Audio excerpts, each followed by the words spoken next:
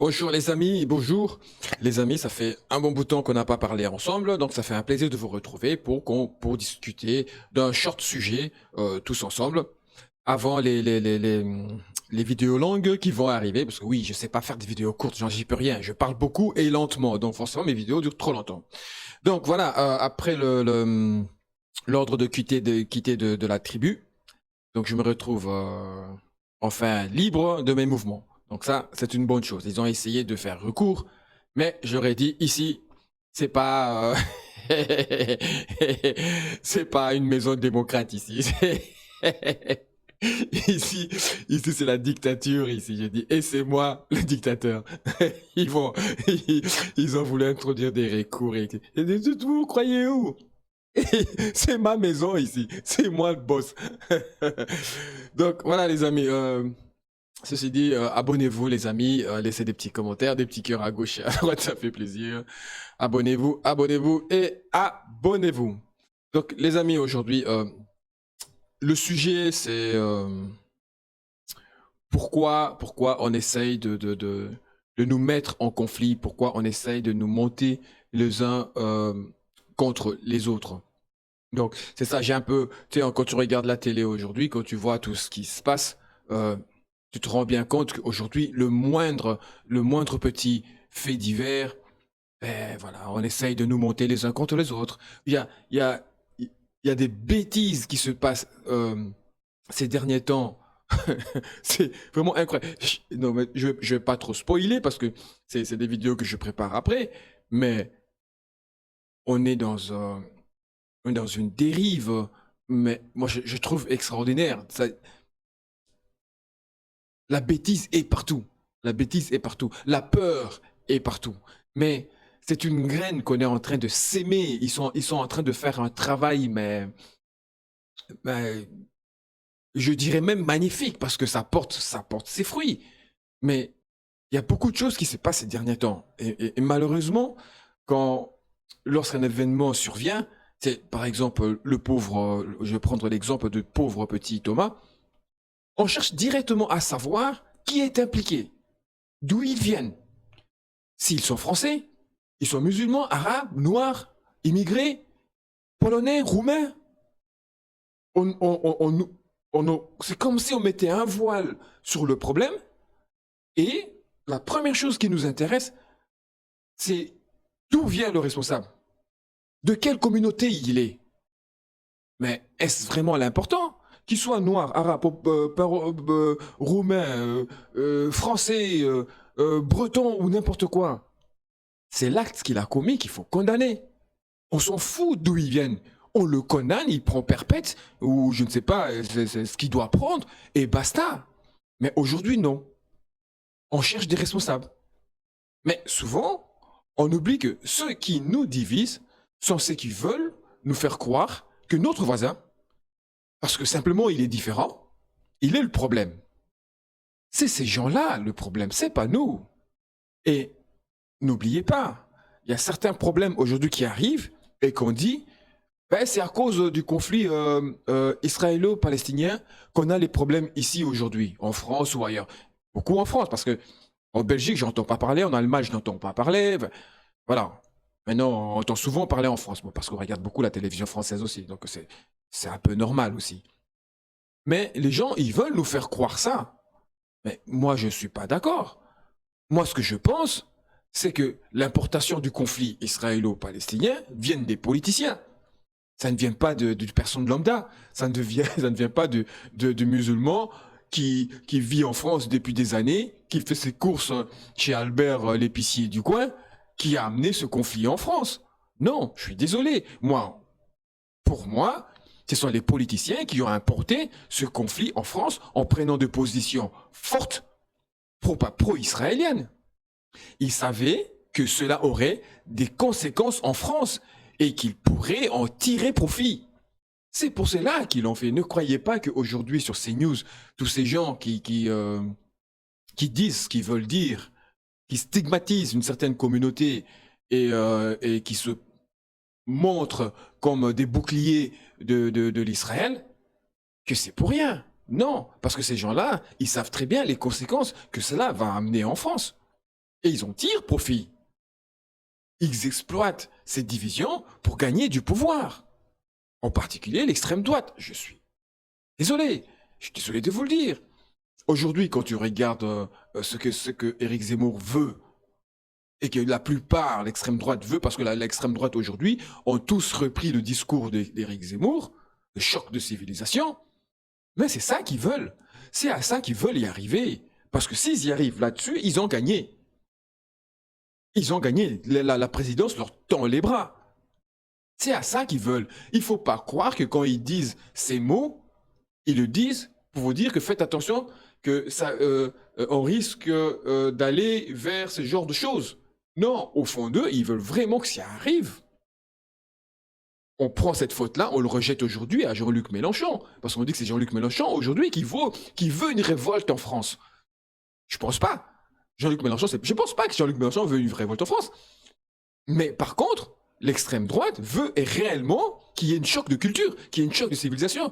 Regarde, on voit pendant aujourd'hui, on voit des groupes d'extrême droite, plus de 3300 personnes, dont 1300 fichiers S, il faut quand même le souligner, qui étaient armés, cherchent à se faire une pseudo-justice, là où ils estiment que le système a échoué. Ils sont armés des battes de baseball, des coups de poing américains, enfin des trucs comme ça, et qui se baladent dans la rue.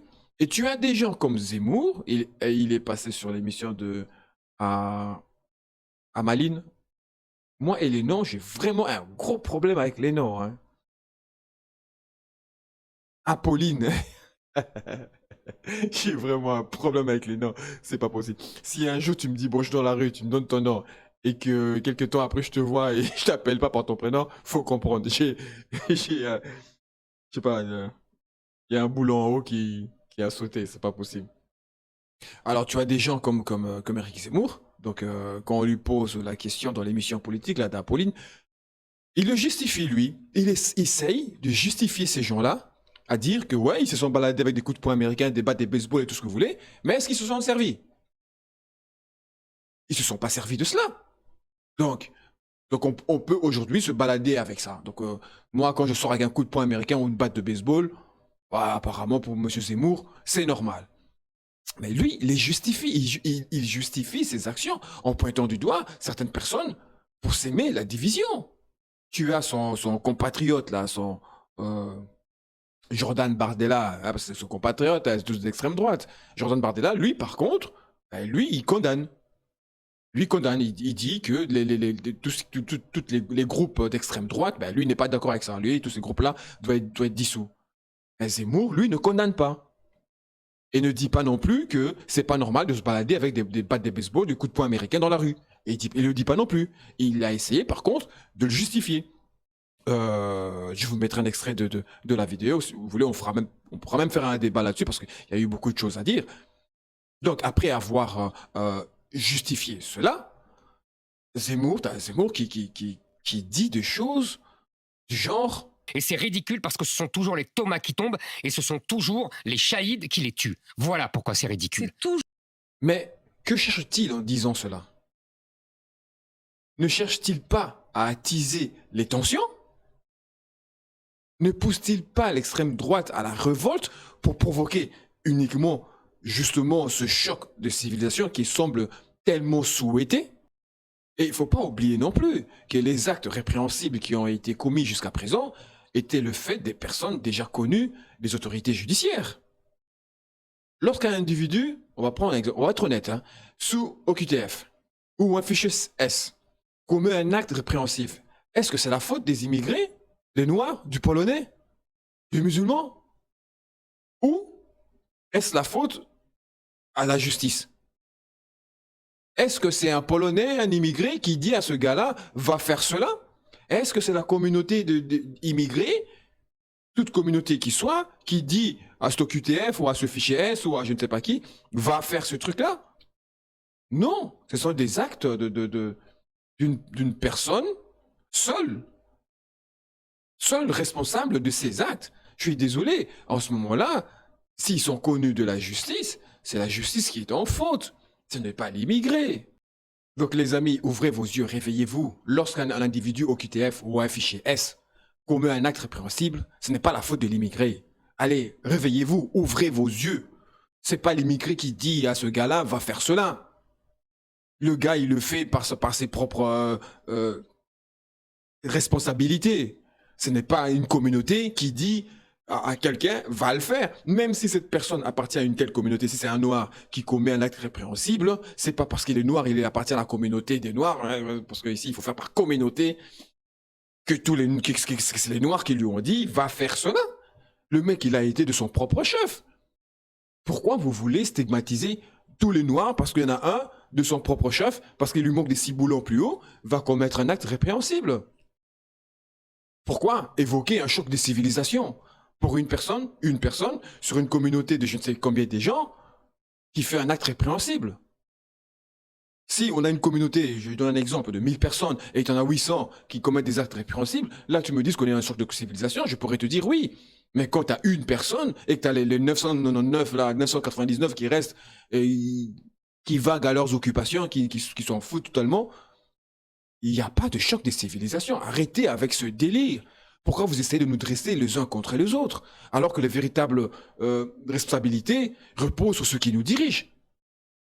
Ces personnes propagent la haine. Ces personnes propagent la haine envers les autres. Elles veulent nous convaincre qu'un choc de civilisation est inévitable, alors que la majorité d'entre nous souhaitent simplement vivre ensemble et avoir les meilleurs salaires. On n'a pas de problèmes, nous, les uns envers les autres. Nous, ce qu'on veut, nous, c'est avoir des meilleurs salaires. Mais eux, ils veulent vous faire croire que si nous, on n'est plus là, vous aurez de meilleurs salaires. Mais les gars, ouvrez les yeux. C'est pas vrai, vous le savez très bien que c'est pas vrai. Car le souci numéro un qu'on essaie de masquer par ces faits divers, c'est le pouvoir d'achat. Quand il y avait la présidence il n'y a pas longtemps, le sujet numéro un de tous les Français qui sortaient, c'était le pouvoir d'achat. C'était pas le choc des civilisations, c'était pas l'immigration. C'est le pouvoir d'achat. Aujourd'hui, le pouvoir d'achat, on n'en parle plus. On n'en parle plus aujourd'hui. C'est masqué par le problème israélo-palestinien qui est ramené en France.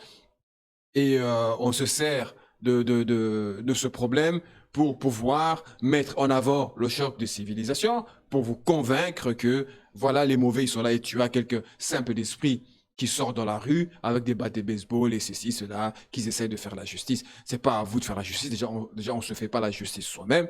Et déjà, si vous sortez dans la rue pour vous faire justice, ça veut dire que la justice dans le pays est défaillante. Donc, à qui il faut en vouloir? C'est pas à la population. Il faut en vouloir aux politiciens qui ont une politique de justice défaillante.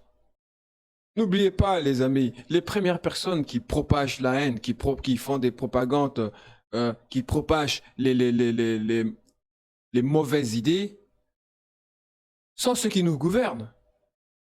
Parce que toutes ces idées-là, ça vient d'où? C'est pas né dans la rue.